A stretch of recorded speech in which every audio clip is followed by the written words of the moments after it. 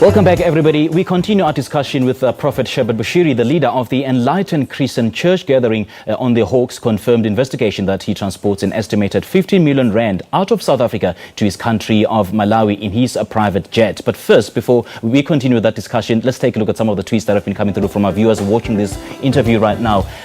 Men's Dr. Fearless says, why do prophets sell salt, oil, t-shirts in churches? Isn't it wrong? Because Jesus chased people away who were selling stuff in his temple. And Men's Dr. Fearless again says, why do we have to pay to enter churches nowadays? Well, thank you so much for your tweets. I'm going to ask the Prophet to answer some of those questions. Which one should I start with? Okay, let's start with the fact that people pay to enter church. Why? I don't think that's is a good thing to do so. You know, and I've never heard of such a thing, that people pay to enter church. I've never heard such. So there's no entry fee at your church? No. Okay. No, there's nothing like that. People get, you know, the gospel for free. The gospel is for free.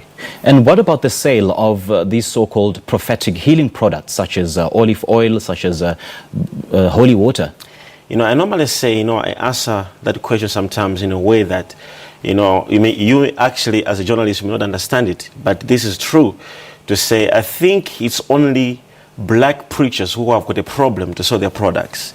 You see, you know, for example, the Bible, the King James Version, is owned, you know, by the Queen of England. And nobody says anything to say, why does she sell the Bible? And that's the Bible, that's the gospel of Jesus Christ. And you have Bibles too, and we don't get those Bibles for free. We buy them. You know, even the Catholics, they sell their products, and nobody has a problem with it. You know, but when a fellow African, a fellow South African, or a fellow person who is a black fellow, you know, having a church and selling any product, you have got the whole world. But the issue is the exorbitant fees that you charge for such products. For instance, a bottle of bottled water, 750 mils, can cost as much as 500 rand. I don't think that's true. I don't think that is true. You know, how much do you sell your products then? I don't even know, because I'm not in the department of sales.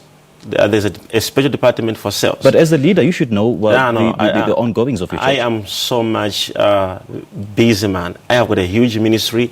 I've got so many people to take care of, to pray for, and I've got so much work to do on charity and other things. So I am not aware of how much to sell those products. So shouldn't it be the public's right to know about the alleged illegal dealings that go on in your church? Well, as far as I know, there's no illegal activity happening. I've been in this country for 4 years, and I've never been approached by any law enforcement to say you're doing anything illegal. I've never been, you know, questioned.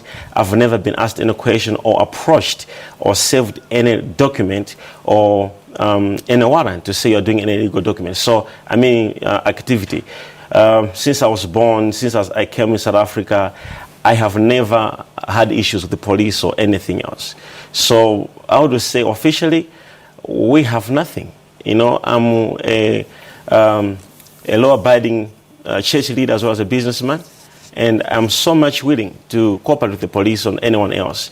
But so far, we have no any communication from the police. As I said, we have approached police to say, we have heard that you are investigating me. So I want to know what type of investigation. And they said they are not aware of any investigation taking place. So you pay people to give false testimonies, and you perform false miracles in your church. Is that correct? Wow, I would say, number one, I've never performed any miracle in my life. So I don't think I would answer that question, because in my church, like your church, any other church, if a person is healed or delivered, it's not... Hang on a second, you've never performed miracles in your life? I've never. But Jesus What does. about the testimonies that have been given by your congregants that's saying that I've been healed by Pastor Bushiri? So had so much happened in my life because of Pastor Bushiri? I'm not the healer. Jesus is the healer. And I've never healed any person. I've never delivered any person. Jesus does. I will tell you, Jesus does. So if those miracles are fake, then let's say we are attacking what Jesus Christ does. And not in my church. Let's say in every church, Jesus Christ heals. And what about the whistleblowers then? What do you say to those claims? Well, you know, when you're on top, you become a topic. I'll say that. So we have got people all the times who, if you've got a ball as a footballer, right, and you are in the ground and you are chasing the ball, the person with the ball on his feet is a person who is marked. So I would say these things won't stop. And you know actually what it means to have such a ministry where you've got over 100,000 congregants coming on every Sunday. You know, we wouldn't just stay like that. We would have people coming against us, people rising against us. I'm not the first one. Elijah had to run away to hide against, Jezebel. And so many people in the Bible had some issues. Even Jesus was crucified by the church. Right. You've got businesses in Malawi, is that correct? Yes. Your family is in Malawi, is that correct? My family is in Malawi. Your churches are in Malawi, is that correct? Yeah, we're actually more bigger in Malawi than South Africa. So how much money leaves South Africa to Malawi? We have no money living here. As I said before, to say, before I leave in this country to Malawi, we use the airports, And as I said, to say the articles which claim to say every month I transfer 15 million, oh my God, that's a lot of money. A huge chunk of your income comes from South African businesses, is it not? No. I've got a lot of businesses in my country. A lot of businesses in my country, in Malawi. So I wouldn't say that's true. Do you pay tax in South Africa? Yes, I actually have a letter from the SARS that I pay tax. Does your church pay tax? Our church, as I said, just a few weeks ago, we have been actually exempted from taxes.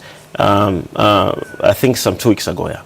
So everything we do, I have got a legit ministry, my businesses, everything is in order. And we have never been at any day been questioned by any law enforcement of doing anything illegal. Let's talk about that exemption from paying tax. Some other churches have been classified as PBOs, the public benefit organizations, as articulated in the income tax of 1962.